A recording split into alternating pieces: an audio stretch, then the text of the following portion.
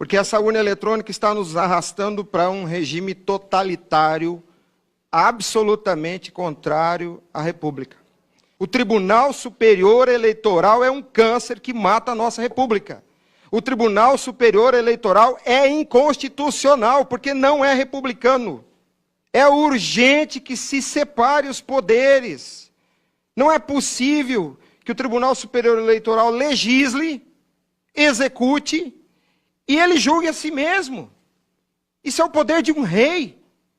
É só a tese. É só a tese do Tribunal Superior Eleitoral. É tese, tese, tese. Quando eles são chamados para o debate, eles não vêm. Porque eles não têm condição de enfrentar a dialética. Percebam os espetáculos que a Justiça Eleitoral faz. Congressos. São espetáculos. Eles se reúnem e ficam como que pavões. Uns admirando as plumas, o rabo, né? A beleza do rabo um do outro, aplaudindo, admirando, mas nunca há dialética, nunca há confronto. O cidadão brasileiro não é obrigado a confiar no ministro da Justiça Eleitoral. O cidadão brasileiro não é obrigado a confiar no Fux. O cidadão brasileiro não é obrigado a confiar no José Pijanino, que administra as eleições no Brasil. Não é. Nós estamos numa república, nós não estamos num estado confessional. O processo eleitoral, se querem que seja dito assim, tem um aparente antagonismo. Ele inicia pelo exercício sigiloso do voto para garantir a liberdade de escolha. Mas o ato seguinte tem que ser público, porque o escrutínio, feito de 3 operações: identificar, atribuir e contar. É aqui que está o nó, na atribuição. Atribuir e contar publicamente, porque esse ato é um ato administrativo. Ele faz parte do serviço eleitoral e tem que ser público. E não há publicidade da urna eletrônica. Outra coisa, publicidade é erga omnes. Não existe publicidade se apenas uma oligarquia tem conhecimento do fato jurídico. Outra coisa fundamental, o senhor cidadão pode ser mecânico, motorista de caminhão, engenheiro, dentista, seja o que for a tua especialização. O sistema tem que lhe permitir a fiscalização, a compreensão do escrutínio. Fantástica a colocação do Amilcar. Voltamos ao voto declarado. Voltamos ao bico de pena, só que agora o bico de pena, a fraude do bico de pena, agora é digital. Agora é bico de bit. E a seita do Santo Byte exige que cada um dos senhores tenha a fé. Porque a fé é o fundamento das coisas que não se veem. Se vocês não veem o escrutínio, os senhores têm fé. Se vocês não veem o escrutínio, os senhores têm fé. Eu quero ver o escrutínio. Há uma nota técnica assinada por promotores e juízes eleitorais. No meu estado, promotor Sérgio Arfuch é um dos subscritores dessa nota. Eles encaminharam essa nota à Justiça Eleitoral afirmando: nós não fiscalizamos absolutamente nada, a gente não vê nada. É só por isso que os Estados Unidos, que tem uma estação espacial, tem americano morando fora do planeta Terra. Eles têm tecnologia para isso. É só por isso que eles continuam usando papel. A Alemanha continua usando papel. Japão continua. Procurem os países com maior tecnologia no mundo. Eles continuam usando papel. Essa urna eletrônica é um retrocesso de 60 anos. Voltamos ao voto declarado, ao bico de pena. É uma bugiganga comprada no camelô. A urna eletrônica é o espelho, ainda que isso seja só uma metáfora, que deram aos índios na praia. Eles trocaram ouro e terra. Nós estamos trocando cidadania por essa bugiganga que é essa urna eletrônica. Não é você que tem que se submeter ao sistema. Não é a nossa cidadania que tem que se submeter à ferramenta. A ferramenta tem que nos prestar um serviço público, com publicidade. Não é possível que essa publicidade do escrutínio seja reservada apenas à oligarquia eleitoral. Não é à toa que o julgamento da lei do voto impresso, que foi apenas da liminar pedida por Raquel Dodge, tenha sido aquele festival de absurdos. Eu me lembro, eu acho que Lewandowski dizendo que o sistema é seguro porque as Forças Armadas acompanham o processo. Gente, as Forças Armadas fazem uma operação, isso aí o general Mourão estava me explicando, chamada GVA, garantia da votação e da apuração. Eles fazem literalmente carregar. Não é fazer download, não é carregar no lombo. Carregar a urna e fazer segurança de sessão eleitoral onde são requisitados. As Forças Armadas não têm competência administrativa para fiscalizar o escrutínio. Não fazem isso e não farão. Não farão. Não é porque nós temos hoje 100 candidatos militares que as Forças Armadas garantirão a rigidez do processo. Não, não é competência da Força Armada. Fala-se tanto em hacker, invasão, invadiram o PT. Gente, eu desconfio, é do administrador do serviço eleitoral. Eu tenho medo, é que o administrador do serviço eleitoral esteja roubando a nossa cidadania. Eu tenho esse direito de desconfiar. A minha desconfiança é que o próprio software que vem do Tribunal Superior Eleitoral esteja preparado para desviar votos. Para mostrar a carinha do cidadão lá na tela, mostra o rosto bonito aqui do deputado na tela, mas ninguém sabe se o voto foi para o deputado. No órgão onde eu trabalho, existe uma assessora, uma policial militar, bacharel em direito, votou no pai para vereador, viu a foto do pai na urna, e no BU não tinha nenhum voto para o pai dela. Há milhares de testemunhos desses, milhares. Ademais, eu não vi ainda os técnicos falarem sobre isso, mas possibilidade de download de programas maliciosos, tanto podem vir nas linhas de programação, como os senhores encontraram o Inserator, e aí a justificativa da área técnica do TSE foi dizer, está aí, mas não está ativo. Está aí, mas não foi usado. Porque o Amilcar acabou de dizer que o programa que é mostrado nessa auditoria meia boca, o programa que é mostrado não é o programa que vai para a máquina. O Amilcar acabou de dizer. A gente quer ver o que colocar. Não, isso aí você não pode ver. Por quê? Porque o senhor soberano aqui da Justiça Eleitoral não vai deixar você ver. Onde é que nós estamos? Na Idade Média? Nós somos súditos. Há vários vícios no julgamento da lei do voto impresso, nessa suspensão dos efeitos da lei. Primeira coisa que eu quero dizer é que juiz não pode fazer política. Essa militância ideológica política de juízes é doentia. Toda vez que o STF se reúne, a população brasileira fica sobressaltada. Porque sabe que não é a Constituição Federal que será aplicada. Será o gosto. Aquilo que cai bem é constitucional. O que não cai bem é inconstitucional. O que cai bem é constitucional. O que não cai bem é inconstitucional. Vejam o julgamento da lei do voto impresso. O festival de absurdos que foram ditos naquele julgamento. Porque política é cuidar dos interesses da polis, da cidade. E necessariamente implica em estar em sintonia com a Politeia, com a Assembleia de Cidadãos. Pergunte se algum juiz está preocupado com a opinião pública. Gilmar Mendes, por exemplo. Vocês acham que Gilmar Mendes está preocupado com a opinião pública? Agora, se ele tivesse que ser eleito em outubro, como é que ele estaria?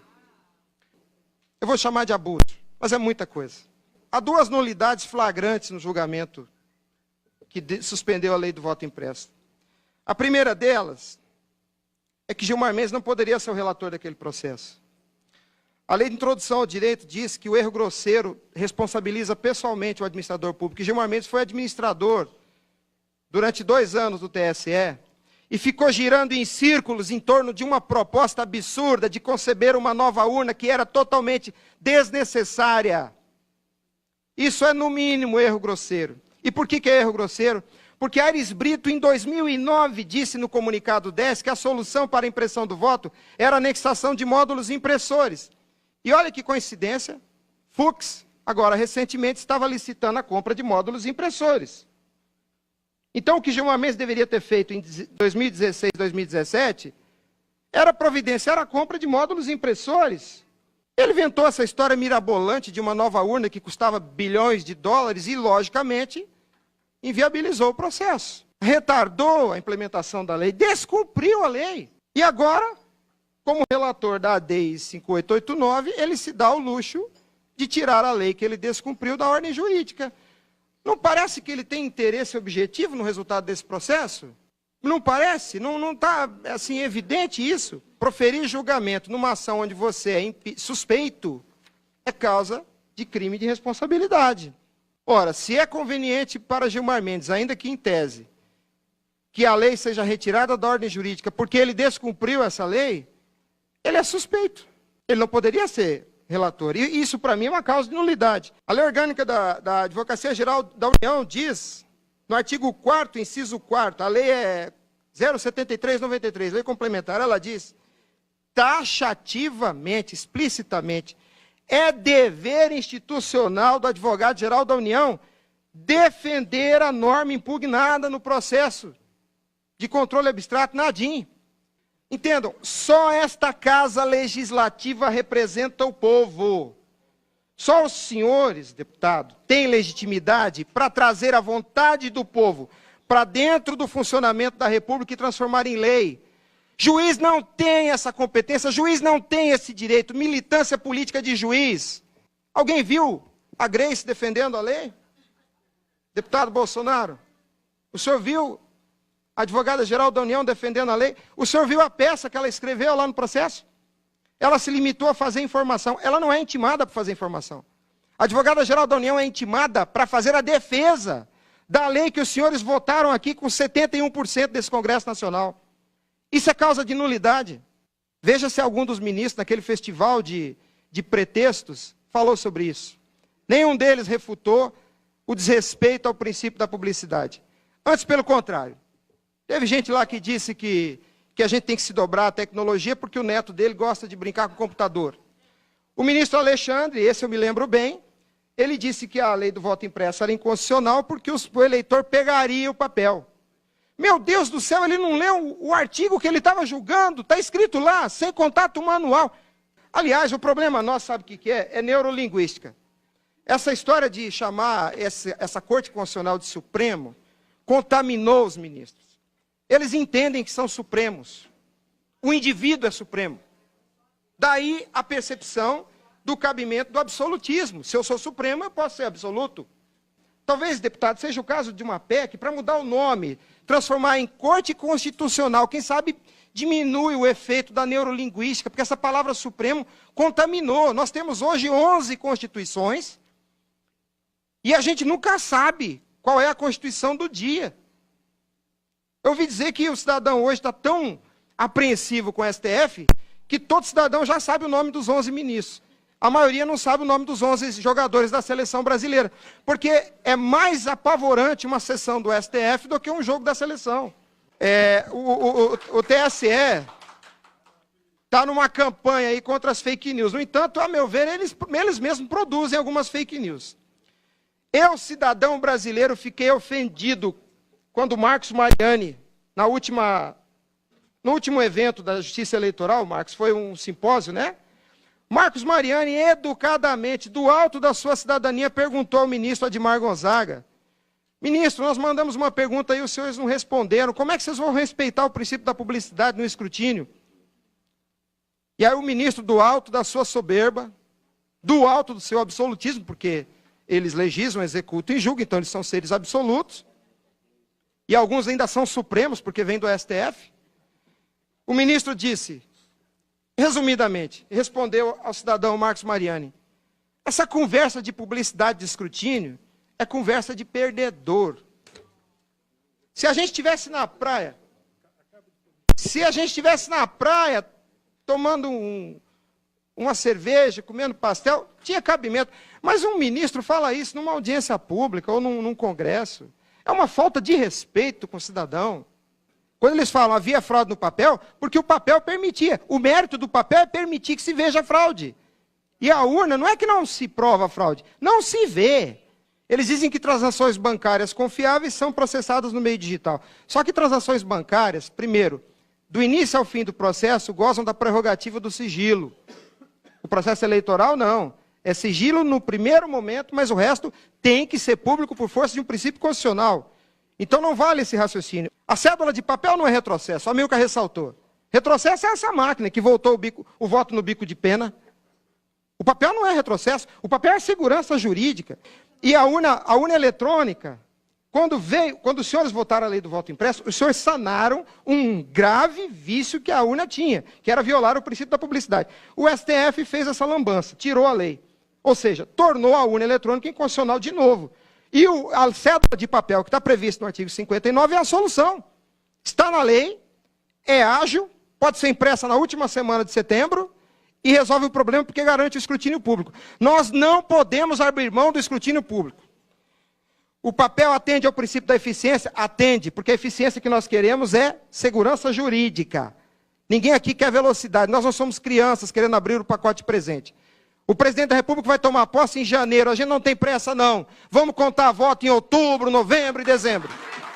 O sigilo não, o sigilo do exercício não é mais importante que a publicidade do escrutínio. Parem com essa falácia de que o sigilo é a prioridade de tudo. Não. A publicidade do escrutínio é tanto quanto importante, porque estamos numa república. E, por fim, é possível criar uma lei determinando, de forma hermenêutica, porque já está na lei, está nos princípios constitucionais, mas uma norma de caráter hermenêutico, obrigando o uso da cédula, sim. Por quê?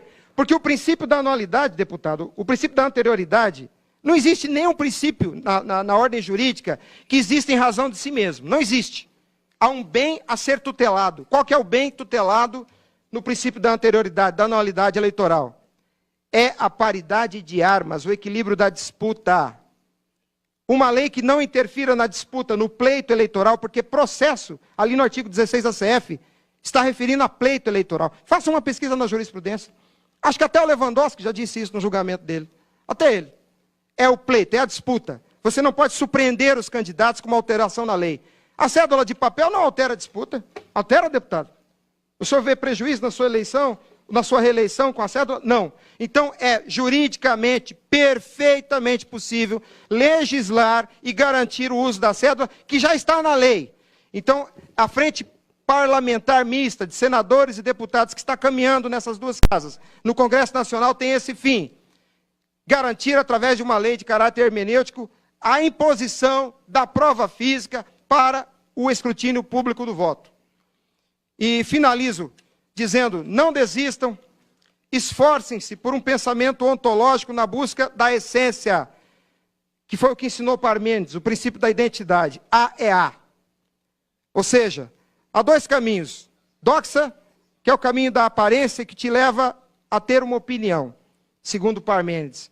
E a aletheia, que é o caminho da essência, o caminho que te leva a encontrar a razão. Parem de discutir o instrumento. Não interessa se nós votaremos em chinelos, em orelha de porco, em pedaço de pau. Não interessa o instrumento. O fato jurídico do escrutínio tem que ser público. O momento em que o voto é atribuído. Nossa luta é muito maior do que esse plano concreto. Continuem a tocar as trombetas. Nós vamos derrubar esse muro.